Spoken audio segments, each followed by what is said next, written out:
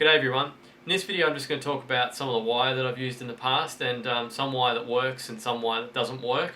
Also, I've salvaged wire out of some cables and things like that, and some of that stuff works too and some of that stuff doesn't work, and it's just just about my experiences with different types of wire. So let me start off by saying that wire is a pretty personal thing. Some people like solid core, some people like stranded, some people like Teflon, some people like thick wire, thin wire. It's actually a pretty personal preference.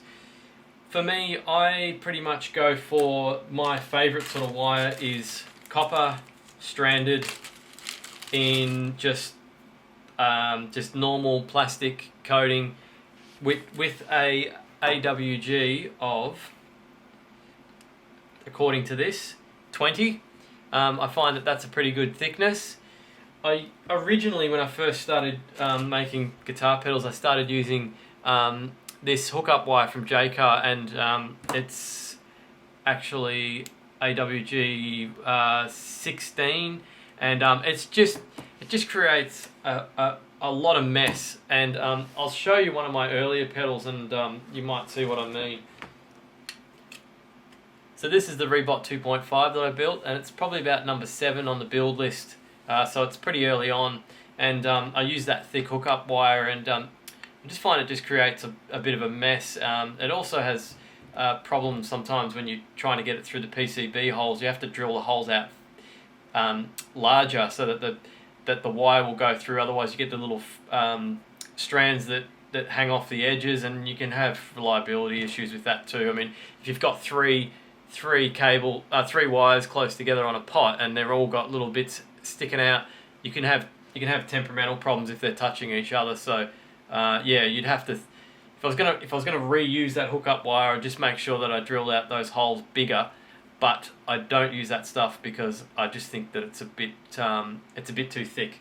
So yeah, that's the thick stuff, and that's why I don't use it. Okay, so this is some stuff that somebody gave me, a friend of mine, Brandon, in the US actually, and it's Teflon coated, and it won't melt when you use a soldering iron. The plastic doesn't melt when you use a soldering iron. Some people love this stuff. I still actually haven't got around to using it, but I'm predicting I'm actually probably not going to like it because it's actually quite stiff to bend. I could maybe get around that, but yeah, I still haven't used it yet. But that's a Teflon coated wire, and that's why people use it, I believe, is so that the plastic doesn't melt when you solder it. It stays the same length. But yeah, it is a bit stiff to use. A couple of sources for ribbon cable. This is one from Future Lake, and it's okay, it'll get you by, but it's quite thin, the wire, and yeah, it can be a bit difficult to use, and the plastic's actually pretty thin too, flimsy, but yeah, it'll get you by. I've used a bit of that stuff in the past and it's worked, but I've just started using this stuff from Vga actually, and it's thicker and the wire inside's thicker. It's a bit easier to work with. Also, when you're separating the wires, this stuff is the plastic just doesn't guide you. You just kind of slice it, and yeah, the wire ends up coming out. Whereas this stuff is just a bit better made. Basically, is what I'm saying. So yeah, that stuff's from Future Lake. From Vga. It's pretty good. The Future Lake stuff will get you by though. Something else, actually, I just found probably about half an hour ago, which actually prompted this video. I was pulling a couple of computers to pieces, and I was taking some of the wire out, and this is some wire that was used for the front panel USB, and it actually looks pretty damn good. I think I'm going to have to give that a try next time. It's even thicker than the Vga stuff. It just looks like normal wire stuck together as opposed to this sort of cheap stuff. Yeah, so that was on the front panel. I got a fair bit of that stuff too. That was on the front panel of a computer that was getting chucked out. So I ripped, as I do, I ripped the wire out, and I'll probably use that. I think it's going to be pretty good. Actually, and I forgot to mention the actual reason why I'm using the ribbon cable is for the potentiometers. It's quite neat to use. Not everyone likes to use that stuff for the potentiometers, but yeah, I do, because it's quite neat.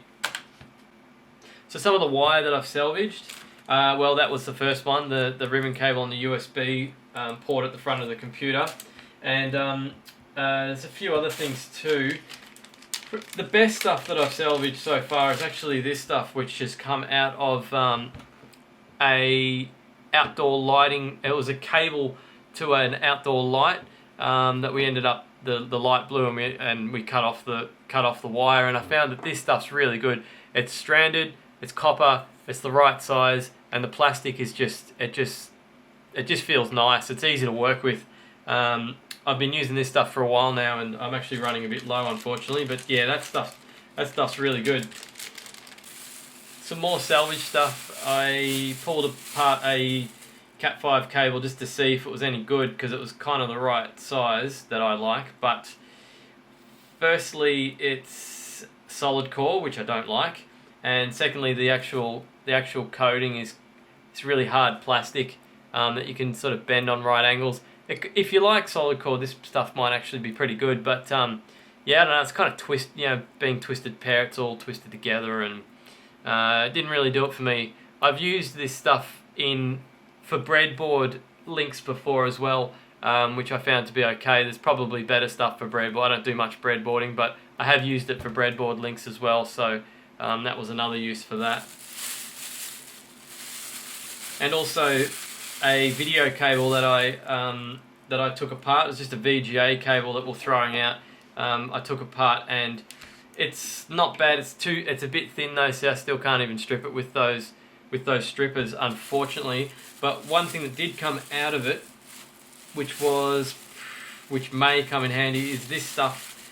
It's shielded wire, which some people have trouble finding, and you can use that on the input of high gain pedals to reduce oscillation and things like that. And another one that I'm using at the moment that was sort of bought and salvaged was this stuff. I think it was 6-core alarm cable from J-Car. I just bought a meter of it and ripped it apart, and you end up with a fair bit of wire when you do that. I think it cost me about $2 a meter. So it's $2 for sort of that bunch, and also the colours are good too.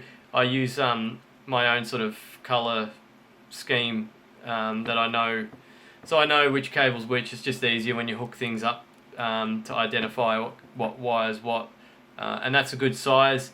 It's not copper though; it's just the silver stuff, unfortunately. But everything else about it's been pretty good so far.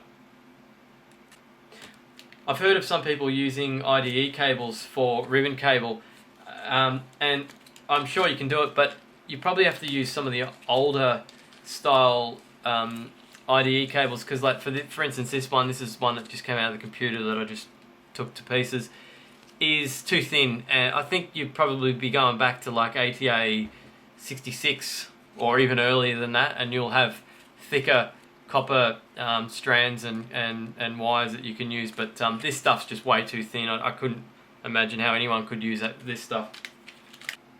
So that's it. This is just my opinion and experience and preference with wire. Yeah, if you're chucking out a cable, open it up and see what's in it. Sometimes you get lucky and find some good stuff.